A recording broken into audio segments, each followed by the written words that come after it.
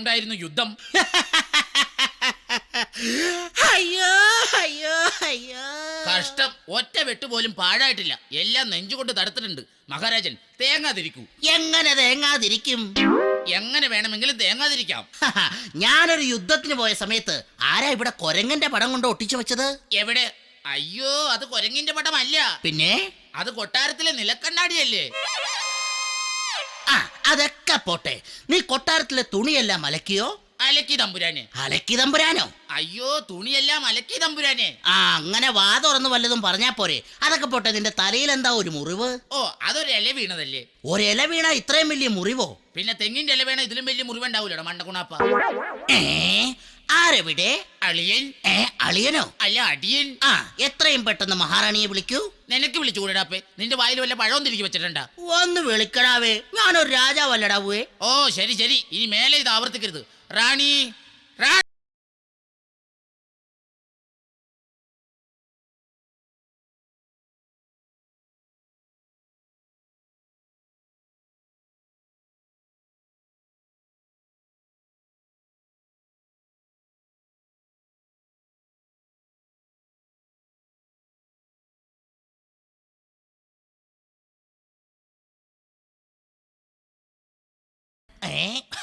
ആ സിനിമയൊക്കെ ഞാൻ ഒരുപാട് കണ്ടതാ. വേറെ വല്ല പടം ഉണ്ടെങ്കിൽ താ. രാജൻ, അങ്ങ് വന്ന ആ ത്രില്ലില് നമുക്ക് മോർണിംഗ് വാക്കിങ്ങിന് പോയാലോ? വേണ്ട വേണ്ട വേണ്ട വേണ്ട. ഈവനിങ് വാക്കിങ്ങിന് പോയാലോ? വേണ്ടേ വേണ്ട. പിന്നെ നമുക്ക് വല്ല ഇരുട്ടുവാക്കിന് പോകാം.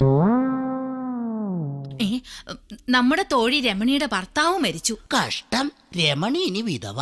പണ്ടൊക്കെ ഭർത്താവ് മരിച്ചാൽ ഭാര്യ ആ ചിതയിൽ ചാടി മരിക്കുന്നതിന് സതി എന്ന് പറയും. ഇന്നൊക്കെ ഭർത്താക്കന്മാര് മരിക്കുന്നതിനെ ഭാര്യയുടെ ചതി എന്ന് പറയും. എന്നാ സതി നിർത്തലാക്കിയത്? 1999 ജനുവരി 26 തിരുവനന്തപുരം മെഡിക്കൽ കോളേജിൽ വെച്ച്. അയ്യോ, നമ്മുടെ തോഴി സതി പ്രസവം നിർത്തിയ കാര്യമല്ല. പിന്നെ സതി സമ്പ്രദായം നിർത്തിയത് എന്നാന്നാ ഞാൻ ചോദിച്ചേ. സതി സമ്പ്രദായം നിർത്തിയത് എനിക്കെങ്ങനെ അറിയാം? അത് അവളോട് പോയി ചോദിക്കേ. ഹായ്, റാണിയുടെ അടുത്ത് നല്ല മണം. അത് ഞാനൊരു സെന്റ് അടിച്ചതാ. ഓ, ഒരു സെന്റിന് ഇത്ര മണമാണെങ്കിൽ ഒരേക്കറിന് എന്നാ മണമായിരിക്കും? രാജൻ, കുടിവെള്ളമില്ലാതെ നമ്മുടെ ജനങ്ങൾ കഷ്ടത്തിലാണ്. മഴ പെയ്തിട്ട് മാസങ്ങളായി. അങ്ങ് എന്തെങ്കിലും ഒരു പെരുവഴി കാണണം. ആരെവിടെ? ഞാനിവിടെ. നീ അവിടെ, ഞാനിവിടെ. വാ ഇവിടെ. എത്രയും പെട്ടെന്ന് മഴയെ ഹാജരാക്കൂ. എന്തോന്ന്? അല്ലല്ല, മഴ പെയ്യാൻ എന്തെങ്കിലും ഒരു മാർഗം കാണൂ. രാജഗുരുവിനെ ഹാജരാക്കൂ. ദേ, രാജഗുരു വരുന്നു. നമസ്കാരം മഹാരാജൻ. റാണി കൊടുകൈ. നീ വിടുകൈ. രാജഗുരു, മഴ പെയ്യാൻ നാം എന്ത് ചെയ്യണം? നാം ഒന്ന് കബഡി കളിക്കട്ടെ. അല്ല, കബഡി തിരുത്തട്ടെ. ഓം, അങ്ങയുടെ സമയം തെളിയാനുണ്ട്. കറക്റ്റാ, പക്ഷേ വാച്ചി വെള്ളം കയറിയത് കൊണ്ടാ. അയ്യോ, രാശി തെളി.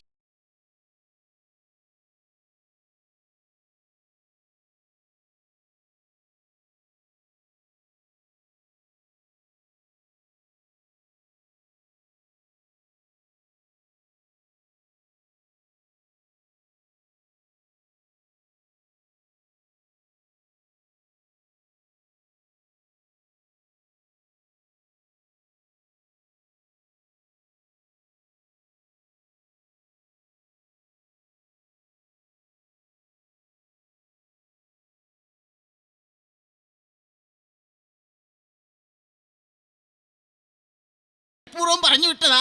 എനിക്കറിയാമത്. ഗുരു, ഡാൻസ് എനിക്ക് ഭയങ്കര ഇഷ്ടമായി. അങ്ങ് ഇത് എവിടെ നിന്നാ പഠിച്ചത്? കലാമണ്ഡലത്തിൽ നിന്ന് പഠിക്കാൻ പറ്റാത്തത് കൊണ്ട് ഒരു കല്യാണ മണ്ഡപത്തിൽ കയറി നിന്ന് പഠിച്ചു. അങ്ങയോട് ഓക്കേ.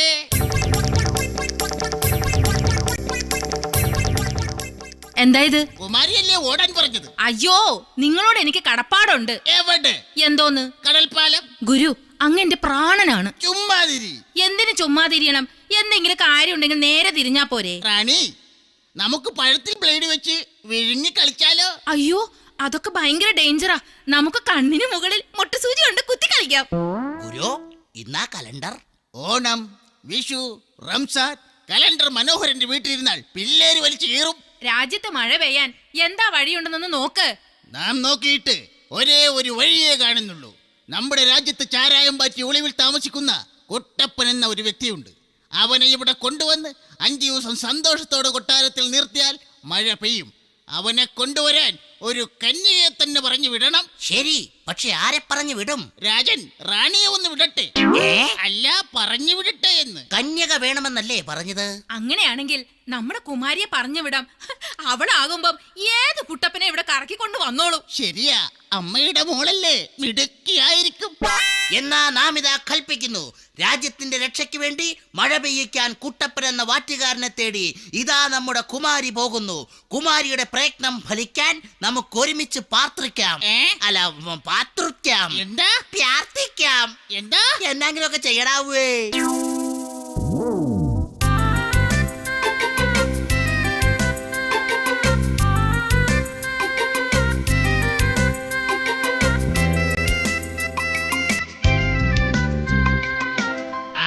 അങ്ങനെ വീട്ടെ, അടിപൊളിയായിട്ടുണ്ട്.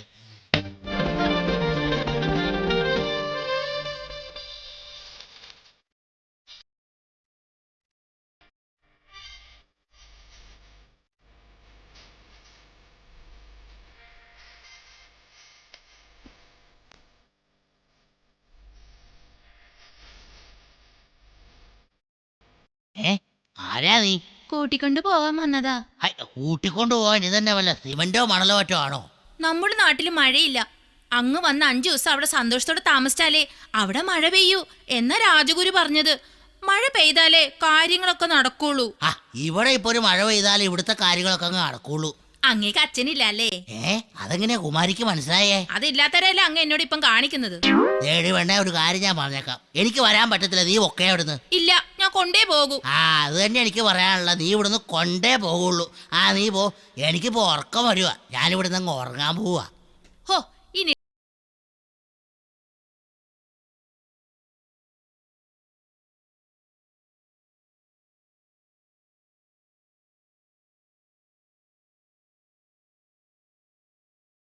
പൊന്നെണ്ണോ, ഞാൻ വന്നോളാം. എൻ്റെ ഭഗവാനെ, എൻ്റെ ശത്രുവിന് പോലും ഈ ഗതിയൊന്നും വരുത്തല്ലേ ഈശ്വര. പിന്നൊരു കാര്യം, കൊട്ടാരത്തിൽ നിൽക്കണ 5 ദിവസവും എനിക്കെന്തിനുള്ള സ്വാതന്ത്ര്യവും തന്നേക്കണം. ഓക്കേ, അതൊക്കെ ഏറ്റു.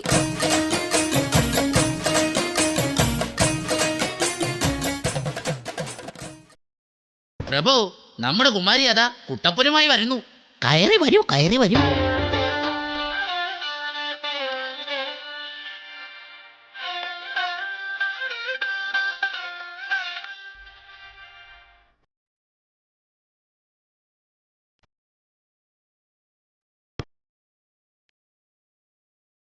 എന്തൊരു വിനയൻ, എന്തൊരു സത്യനന്ദിക്കാട്.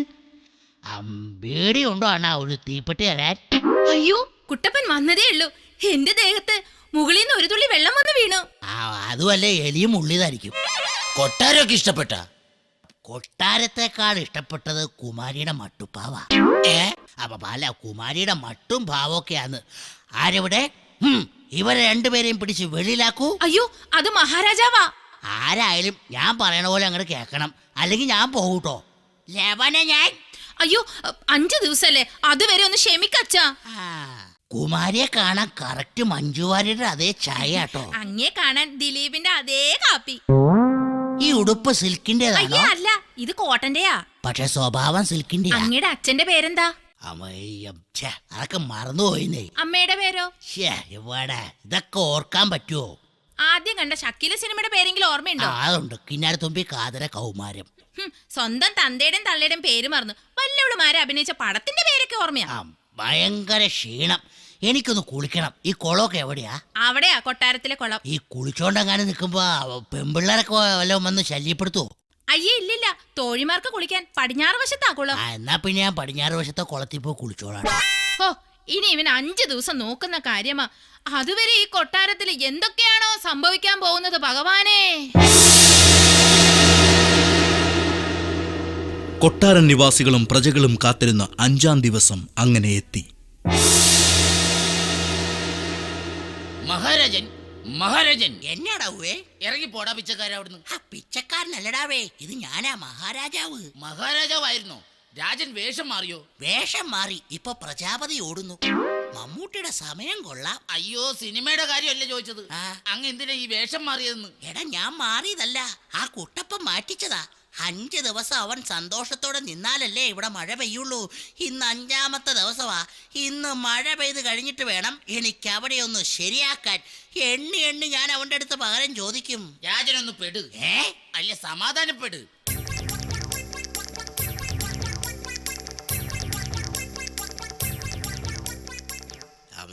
എന്നാ ഒരു ബഹളം? ഒന്നുമില്ല. ഇന്ന് മഴ പെയ്യുവോ? 5ാം ദിവസമായി. ഇന്ന് കൃത്യം 5 മണിക്കൂടെ മഴ പെയ്യും. ഉറപ്പാണല്ല? പിന്നെ ഉറപ്പാണോന്നോ? എല്ലാരും ഒന്ന് പൊക്കെ. ആ മണി 3:30 ഇനി 5 മണിക്ക് മഴ പെയ്തില്ലെങ്കിൽ ആ പരട്ട് തந்த ഇതിനൊക്കെ കാരണം പുള്ളിക്കാരൻ ഇങ്ങ് വന്നായിരുന്നു, ഒന്ന് കേറായിരുന്നു. എടാ മോനെ, എന്തായി കൊട്ടാരത്തിന്ന്? എന്തൊക്കെ നീ എടുത്തു? ഞാൻ കിരീടവും ചെങ്കോലും ഒക്കെ എടുത്തു വെച്ചിട്ടുണ്ട്. നീ എന്റെ മോന് തന്നെയാടാ. നീ അത് എടുക്കുമെന്ന് എനിക്കറിയാം. എവിടെയാടാ അത്? അച്ഛനൊന്ന് കാണട്ടടാ. എന്നാ ഇത് കിരീടത്തിന്റെ CD, ഏ ഇത് ചെങ്കോലിന്റെ CD. ഏ? മതിയാവോൾ അച്ഛനെന്ന് കണ്ടോ? ആ വൃത്തികെട്ടവന്, ഇത്ര പാടുപെട്ട് നിന്നെ ഇവിടെ കയറ്റിയത് ഈ CD കാസറ്റ് എടുക്കാനാണോടാ? പിന്നെ അച്ഛനല്ലേ പറഞ്ഞ ഇനിയിപ്പൊ മഴ പെയ്തില്ലെങ്കിൽ എന്നാ ചെയ്യാനാ? അതിനു മുമ്പ് നീ രക്ഷപ്പെടാൻ നോക്കടാ. എന്നാ പിന്നെ ഓടിയേക്കാല്ലേ? ഓടടാ. നിക്കടാ അവിടെ. മഹാരാജൻ, മണി 5 ആയി. എവിടെടാ മഴ? എടാ മഴ എവിടെയെന്ന് അടിച്ച് പൊളിക്കടാ.